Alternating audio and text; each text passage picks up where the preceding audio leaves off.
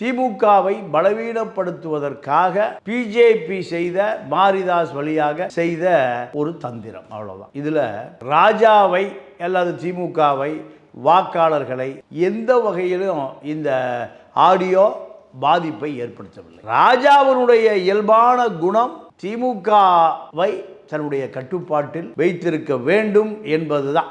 அது ஒரு வகையில் வெற்றியும் பெற்றிருக்கு. ஒரு சின்ன வயசுலேயே நீங்கள் 2000 ஒரு 25 வருடங்களுக்கு முன்பே அவர் மத்திய அமைச்சர். அதை விட முரசொலிமாறன் மரணம் அடைந்ததற்கு பிறகு இந்த இளைஞனுக்கு இந்தியாவினுடைய இண்டஸ்ட்ரியல் அண்ட் காமர்ஸ், டாடா பிர்லாக்கள், அம்பானிகள், கோயாங்காக்கள் அத்தனையும் ராஜாவுக்கு சேவகம் செய்வதற்காக ஒரு முயற்சி செய்யப்பட்டது. கருணாநிதியே கேட்குறார், முரசொலிமாறன் போர்ட்ஃபோலியோ இவர் கொடுத்துருங்க, இண்டஸ்ட்ரியல் அண்ட் காமர்ஸை. அப்போ வாஜ்பாய் சொல்கிறாரு, இந்த இளைஞன் அனுபவம் பத்தாது, நான் கொடுக்க மாட்டேன். இப்படியாக அந்த காலத்திலேயே ராஜாவுக்காக கருணாநிதியை கனிமொழியுமே மிகப்பெரிய அளவில் செல்வாக்கு செலுத்த ஆரம்பித்தார்.